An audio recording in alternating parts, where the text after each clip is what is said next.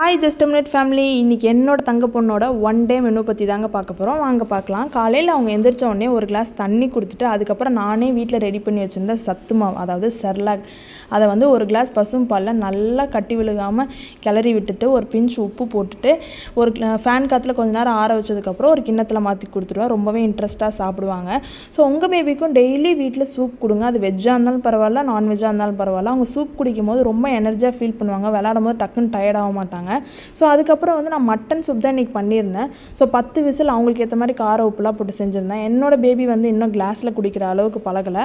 So நான் வந்து stain பண்ணி ஃபீடிங் பாட்டில் போட்டு கொடுத்துருவேன். ஸோ அதுக்கப்புறம் நான் வந்து இடியாப்பம் வந்து நல்லா இட்லி குண்டால் வச்சு கொடுத்தேன். ரொம்பவே இன்ட்ரெஸ்ட்டாக சாப்பிட்டாங்க. ஸோ ஷாப்பிங் கூட்டிகிட்டு போகலாம், ஸ்லூஸ், ஸ்லிப்பர்ஸ் அண்ட் ட்ரெஸ் எல்லாம் வாங்கிட்டு ஃபஸ்ட் கிரைலேருந்து வந்தோம். அந்த வ்ளாக் கீரை தரேன், கண்டிப்பாக செக் பண்ணி பாருங்கள்.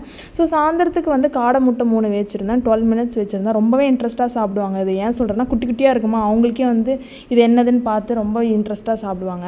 ஸோ கண்டிப்பாக டெய்லி ஒரு ஃப்ரூட்ஸ் மஸ்ட் இல்லையா. அதுக்கப்புறம் ஆப்பிள் எடுத்து நல்லா தோலை சீவிட்டு லைட்டாக பாயில் பண்ணிவிட்டு நான் இன்றைக்கி மிக்சியில் அடித்து தான் கொடுத்தேன். உங்கள் பேபிக்கு பல் இருக்குது, டீத்தெல்லாம் இருக்குது அப்படின்னா ஒன்றும் பிரச்சனை இல்லை, அப்படியே கொடுங்க. இது அதை விட நல்லது. நைட்டுக்கு வந்து குட்டி தோசை, அதாவது மினி தோசையும் மட்டன் சூப்பும் நல்லா பிசைஞ்சு கொடுத்துருந்தேன். நல்லா ஊற வச்சுட்டா நமக்கு பிசைறதுக்கு ஈஸியாக இருக்கும். ஸோ இதெல்லாம் விட தண்ணி ரொம்ப முக்கியங்க. நிறைய தண்ணி கொடுங்க.